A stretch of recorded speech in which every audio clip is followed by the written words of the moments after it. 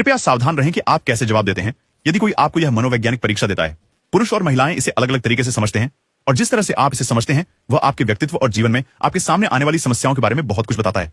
कल्पना करें कि कोई व्यक्ति आपको आकर्षित करने के लिए एक जार को ताजा पनीर से भरता है। शुरू में आप सावधान रहते हैं, लेकिन कुछ समय बाद आप खाना चखने और आनंद लेने लगते हैं। चीज इतनी अच्छी और प्रचुर मात्रा में है कि आप सोचते हैं, अंततः मैं आराम कर सकता हूं, मुझे अब और खोजने की जरूरत नहीं है, मैं यहां रह सकता हूं, यहां खा सकता हूं और अंततः अपने जीवन का आनंद ले सकता हूं। समय के साथ पनीर का स्तर घटता जाता है और आप वजन बढ़ने और आलसी होने लगते हैं, क्योंकि भले ही पनीर अब उतना ताजा नहीं है, फिर भी यह आसान पनीर है और आपको आरामदायक महसूस होता है। फिर कुछ समय बाद आप जार के तल तक पहुंचते हैं और तब आपको उस सच्चाई का सामना करना पड़ता है जिसे आप अनदेखा कर रहे थे। मैं फंस गया हूं और मैं बाहर नहीं निकल पाऊंगा। आप समझते हैं कि अब आप स्वतंत्र नहीं हैं और अगर आपको पनीर चाहिए तो जार के मालिक की बात माननी होगी।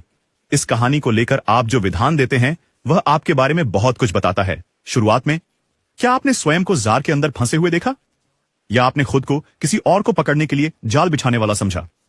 और फिर संदर्भ है, मैं आपको सबसे सामान्य पुरुष और महिला व्याख्याएं बताऊंगा। चलिए पुरुष से शुरू करते हैं। आपको एक नौकरी मिलती है और वह नौकरी आपकी आरामदायक जगह बन जाती है। समय के साथ जैसे जैसे आपको अधिक से अधिक चीज यानी पैसा मिलता है, आपकी जीवन शैली फूलने लगती है।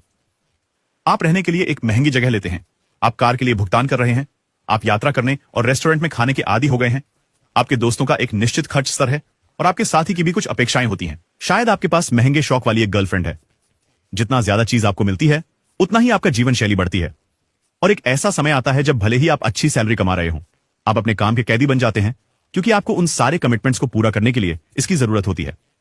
और वही काम जो आपको फंसाता है आपको आजादी दे सकता था अगर आपने अपने खर्चे कम रखे होते और उस चीज को बचाकर किसी व्यापार या ऐसी गाय में निवेश किया होता जो खुद की चीज बना सके। अब एक सामान्य महिला व्याख्या इस प्रकार होती है, यह मेरी एक दोस्त के साथ हुआ, वह बेहद आकर्षक थी, वास्तव में सुंदर, और मैं थी कहता हूं क्योंकि अब वह इतनी सुंदर नहीं रही। उसने अपनी खुद की कमाई की और एक दिन वह एक आदमी से मिली जिसने उसे उससे भी ज्यादा पनीर दिया जितना उसके पास पहले से था।